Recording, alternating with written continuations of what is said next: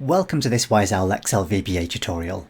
In this part of our series on writing SQL for Excel files, we'll look at how to create correlated subqueries. We'll begin with a quick recap of basic subqueries, and then explain how a correlated subquery differs from those and what sorts of things you can do with them.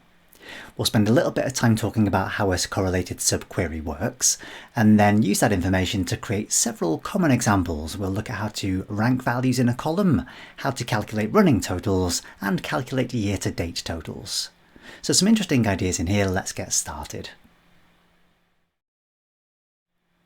If you've been following along with this series so far, you'll be fairly familiar with the basic setup by now, so feel free to skip ahead to the next chapter of the video where we'll get started with writing the code. If you haven't seen previous parts of the series, here's a quick overview of how things work. We have a macro-enabled workbook which allows us to run a query by clicking on this button, and when we do that it's going to extract some data from a separate Excel file called Movies. The Movies workbook in this video contains a single worksheet called Film. I'm going to close down the Movies workbook for this video. You'll get much better performance with your correlated subqueries if you close down the file you're connecting to. I've got both these files stored in the same folder, and I'll drop a link in the video description so that you can download these files and follow along with writing the code with me if you'd like to. The code that's in the Correlated Subqueries workbook relies on Microsoft ActiveX data objects. That's not something I'm going to talk about much in this video. We do have a separate playlist which covers ActiveX data objects, and if that's the part you're interested in, start with this video here, How do I get data from a closed Excel file using VBA? And again, I'll drop a link in the video description to this playlist so you can get to this quickly and easily. Just to explain the basics of how the code works, if we did click on the Run Query button in the Correlated Subqueries workbook, it triggers a subroutine called Create SQL Query. And the only job of this subroutine is to create the select statement that will then execute to return our results. That select statement then gets passed into a separate subroutine called getQueryResults, and this is the one that deals with establishing the connection to the Movies workbook, populating a record set using the results of the query we've written, and then the rest of the code creates a new worksheet in the same workbook to show the results at the end. For this video, I'm going to assume that you already know the basics of working with subqueries, as we've covered in the previous two videos in this playlist. The select statement that I've written that we're about to run already contains a couple of subqueries. One here to generate a column that shows the total runtime of all the films in the table. So every row in that column will return the same result. And then we're using the same subquery to divide the runtime of each individual film by the total runtime so we can calculate the contribution of each film to the total. So if we head back to the main menu sheet in the Correlated Subqueries workbook, click the Run Query button, the set of results gets returned with those extra two columns using subqueries. For our first example of a correlated subquery, I'd like to change these final two columns so that they calculate the total runtime for all the films in the same genre as the film in the current row. Creating a correlated subquery is fairly straightforward. A correlated subquery is simply a subquery which refers to a value in the outer query.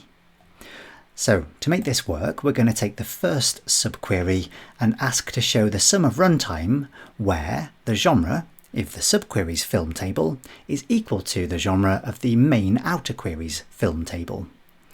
So the difficult thing here is being able to refer to the same film table at different levels of the query. To help with that, I've given each film table in this query a separate alias. So the first film table, the one in the main outer query, is labelled as F. The film table in the first subquery is called F1, and the film table in the second subquery is called F2. So we're going to add a where clause to the first subquery, and I'm going to break this up onto multiple lines. So let's close some double quotes and then concatenate a continuation character. And then at the beginning of the next line, we'll say where. And then I want to refer to the genre field of the F1 film table. So this is the genre field in the subquery. And I want to check if that is equal to the value of the genre field in the outer query. So that's f.genre. So it's a fairly simple process creating the correlated subquery, but the implications are quite interesting, as we'll see. I want to make sure that we've done the same thing for the second subquery as well. So to make that work, let's just copy and paste what we've just added here to the end of our from clause in the second subquery, and then we can simply change our where clause to refer to the F2 version of the film table. So having done all that, we can head back to the main menu sheet and run that query again. And this time, when it finally finishes, there we go, we don't see the same value of runtime total for every single row in the table.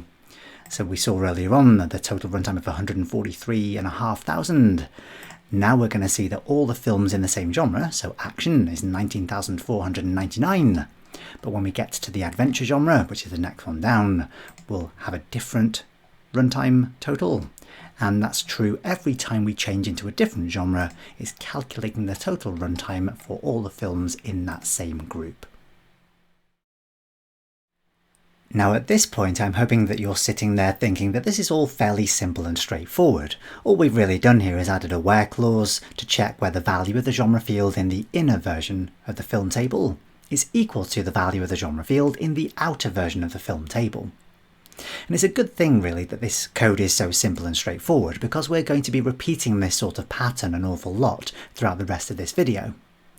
But before we move on to do that, it's worthwhile taking a few moments to think about what's actually happening behind the scenes. So I've created a couple of basic versions of the movies workbook, one to represent each version of the table we're talking about. So the film as F, representing the outer query, and film as F1, representing the inner subquery. So imagine we're processing all of the rows in the outer table. We want to calculate the total runtime for all the films in the same genre as each individual film. So we'd start with the first film, Jurassic Park, let's say. I'm going to pick that one, highlight it in blue so we can remember where we are. And then while we're stuck on the row for Jurassic Park in the outer query, we then need to process all of the rows in the inner query to check if that film belongs to the same genre as the one in the outer query. So we'd start with Jurassic Park and check, is the genre for Jurassic Park the same as the genre for the one that we're currently looking at in the outer query? Ah, yes we are. So I'll include that runtime in my total. Then we move down to the next row. Is Spider-Man's genre action? Oh, that's not the same as the one in the outer query, so I won't include that one. King Kong, adventure, that is, so I'll include that. And so on and so on and so on until we've processed this entire list. And once we've processed the entire list in the inner query for the first row in the outer query, we go back to the outer query, move down to the next row, and then start the process again. So Spider-Man is an action film. Is Jurassic Park an action film? No, it isn't. Spider-Man is an action film, so I'll include that runtime in my total, and so on and so on and so on until I've processed the entire list again. Then back to the main query, move on to the next row down, and repeat the process again by processing all of the rows in the inner query again. Now, if you're thinking that that all sounds like an awful lot of work, you'd be right, and you'll find that your correlated subqueries don't run quite as quickly as your regular queries. But there are some really interesting things we can do with correlated subqueries, so let's head back to the Visual Basic Editor and look at a few more examples of what we can achieve. Just to expand on the first example that we've created, I'd like to change our correlated subqueries to calculate the sum of runtime for all the films in the same genre and released in the same year. So this is really just to demonstrate that we can include multiple criteria in the where clauses of our correlated subqueries. So after I've referred to the genre field, let's add another criterion using the AND operator. And I'm going to check where the year of the F1 release date is equal to the year of the F release date. So I'm just going to copy and paste that to save a little bit of time. And now that I've done that in the first subquery, I'm going to copy and paste it into the second subquery as well at the end of the where clause, and then change the alias I'm using in the second version of the subquery to F2. If I then head back to the menu sheet and run that query again, we'll find this time that we've grouped our data effectively by genre and by year. So we can see the same grand total runtime for all the films in the same genre and the same year, and then we're calculating the contribution of their runtime to that specific total. For the next example, I'd like to add a correlated subquery to the where clause of our main select statement. So I'd like to be able to show the film or films with the longest runtime for each genre. We'll just start by setting up the basic example to show the film or films with the longest runtime of any film in the entire database. So we can head back to the Visual Basic Editor, and I'll start by getting rid of the 2 columns which currently use correlated subqueries from the select list. Then I want to add a where clause to the query, so at the end of the from clause I can include a new line saying where. And I want to check if the value of the runtime field in the main film table, the one in the outer main select statement, is equal to, and then I'm going to use a subquery to return the maximum value of the runtime field from any film in the entire table. So I'll have another new line, and then in some round brackets I'm going to select the max of f1.runtime. And then let's have another new line continuation character, and then we can say from the same table, so it's going to be the film table of course, film $, but we'll give it the other alias or a different alias as f1. Okay, so having done that and added in the final continuation character, we should be able to head back to the menu sheet and run that query again to find the one film which has a runtime equal to the maximum runtime of any film in the entire database. So the next step is to add the where clause to the subquery so that it calculates the maximum runtime for all the films in the same genre as the film we're looking at in the outer level of the query. And again, the code we need to write in order to make that work is simpler than actually describing what it does. So let's head back to the Visual Basic Editor, and we can add another where clause into our subquery. So I'm going to add a new line here as well, so let's close the double quotes and then concatenate a new continuation character, and then we can say where f1.genre, I'll try and spell the full stop correctly, there we go, f1.genre is equal to f.genre.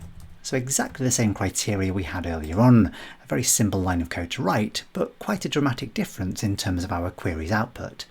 If we head back to the menu sheet and run that query again, we'll now get one row, or at least one row I should say, for each genre.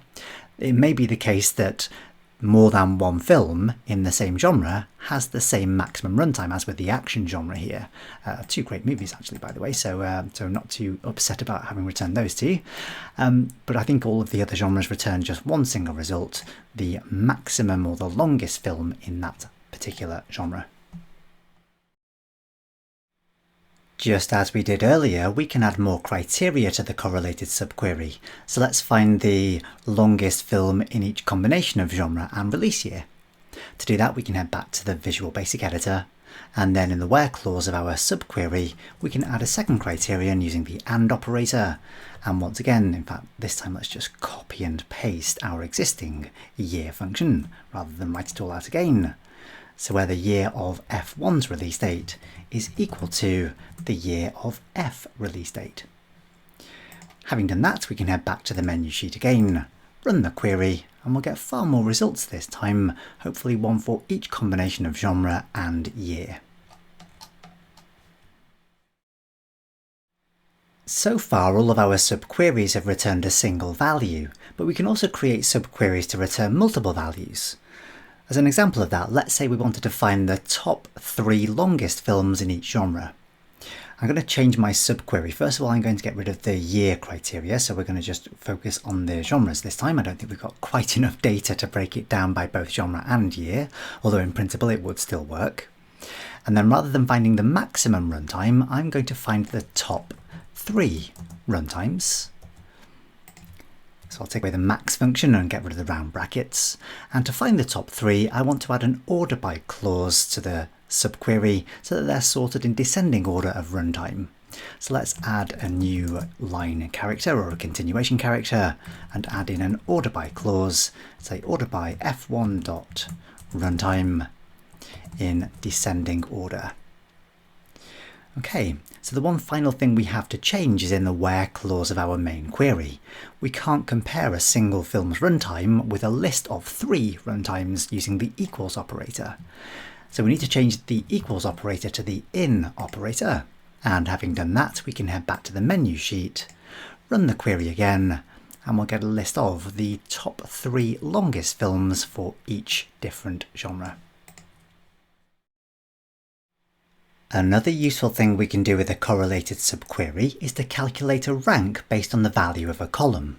So let's say we wanted to rank our films based on their runtime. The basic way this would work is to take the runtime for the current row and then calculate a count of all the runtimes that are greater than that value. So to make this work, let's head back to the Visual Basic Editor, and I'm going to get rid of the where clause entirely along with the correlated subquery that we currently have written. What we're then going to do is add an extra column to the select list. So back into the select list, let's add a new column using a subquery to calculate or select a count. And then I'm going to use the F1 alias again, and I'm going to refer to the film ID column just to count the number of rows or the number of values in that column. And then we're going to have another new line, so let's add a continuation character. And then we're going to say from film dollar as F1. So at that point we'd just be calculating the count of all the films in the film table, and there are 1200 films in total in that list. So we need to add on another line, and then on the next line we're going to add a where clause which says where the f1.runtime is greater than the f.runtime.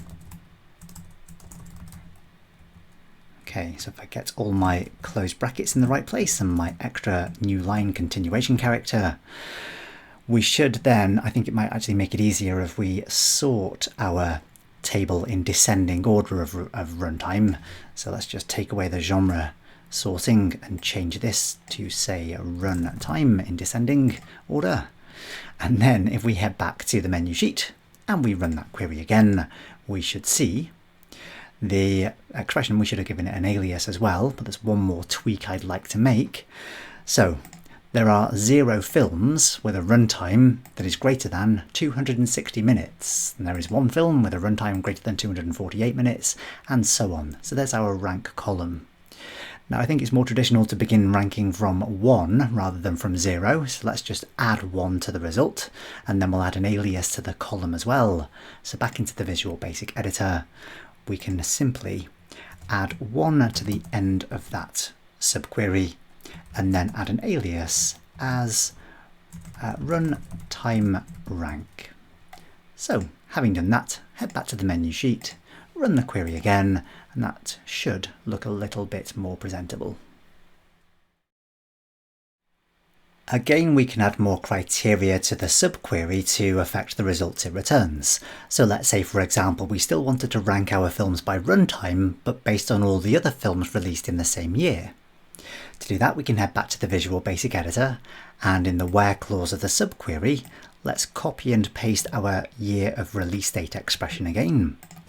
So we can say where the year of F1 release date is equal to the year of F release date, and the runtime is greater than the runtime in the 2 different versions of the table.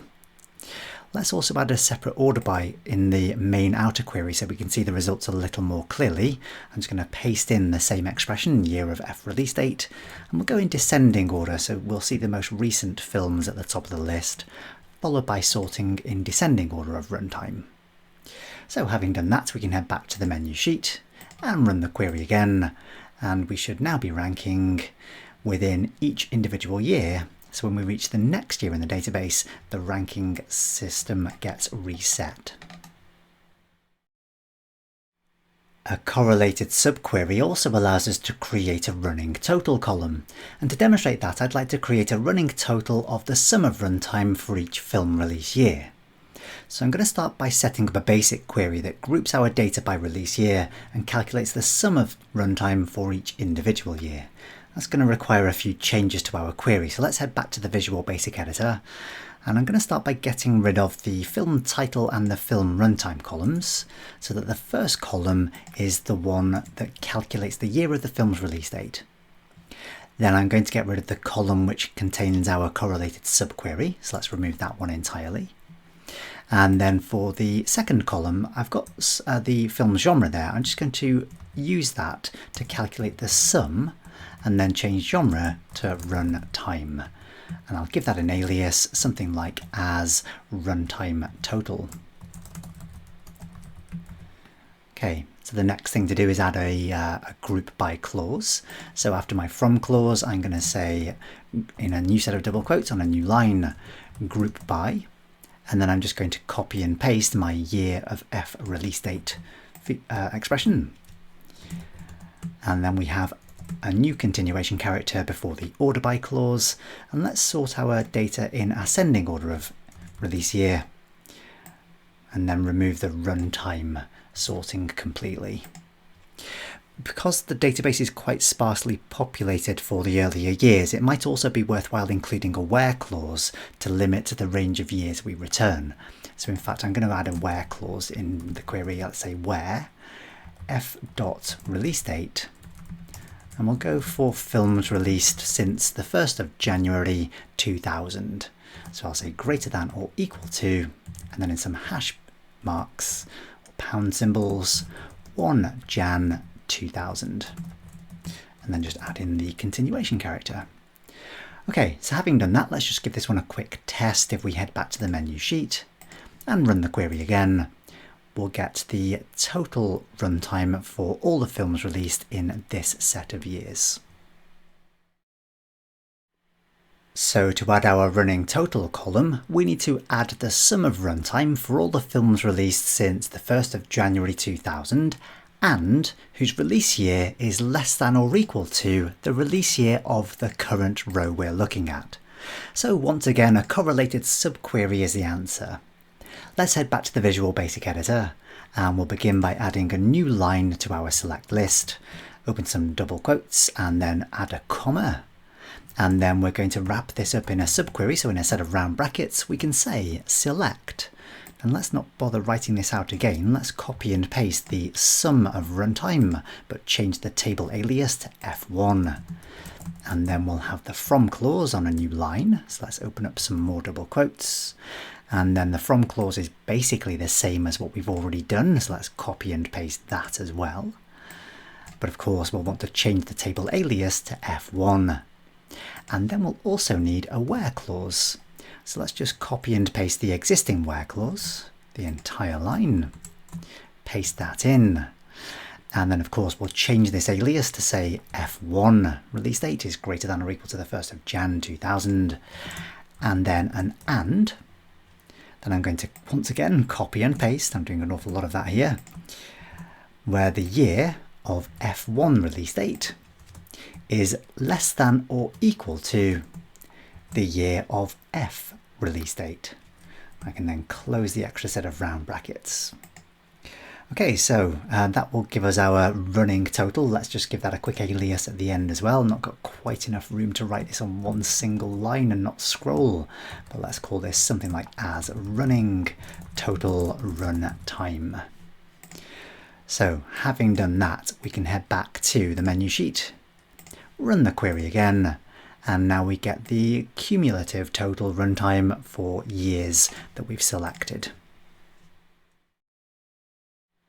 For the final example, I'd like to expand on what we've just done to create a year-to-date calculation.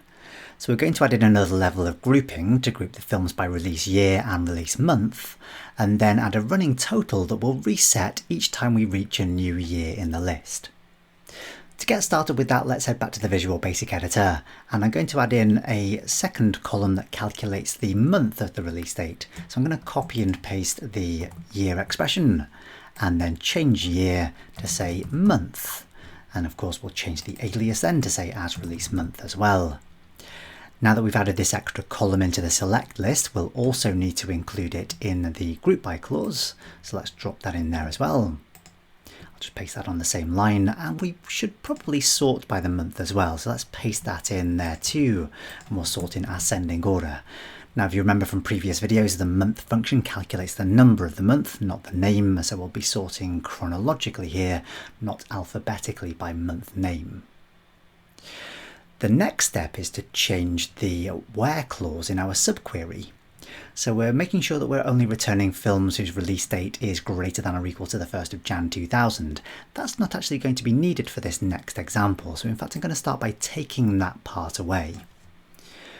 The reason for that is we're going to check where the year of the release date in the inner query is equal to the year of the release date in the outer query. Then we're going to add in another criterion using the AND operator, and we're going to check that the month of the release date, so again I'm just going to copy and paste this, and I'm going to go for the F1 release date, is less than or equal to, and then paste that in again for the month of F release date. Just to tidy this up a little bit, I'm going to add in one additional continuation character so we can hopefully see this on one single screen width. So we're basically using the same technique here for months as we've just used for years, but checking that the years are equal so the running total will reset for each new year that we encounter. So effectively a year-to-date calculation. Okay, so let's have a quick look. If we head back to the menu sheet and run that query again, we will see a list of years with all the months represented by films in that year, a running total runtime which automatically resets at the beginning of the next year to create a year-to-date calculation. So there you go, a few basic examples of using correlated subqueries in your SQL select statements. As you've seen, the code itself is fairly straightforward, but you can create some fairly powerful, interesting examples using it. So I hope you found that one interesting and useful. Thanks very much for watching as always. See you next time.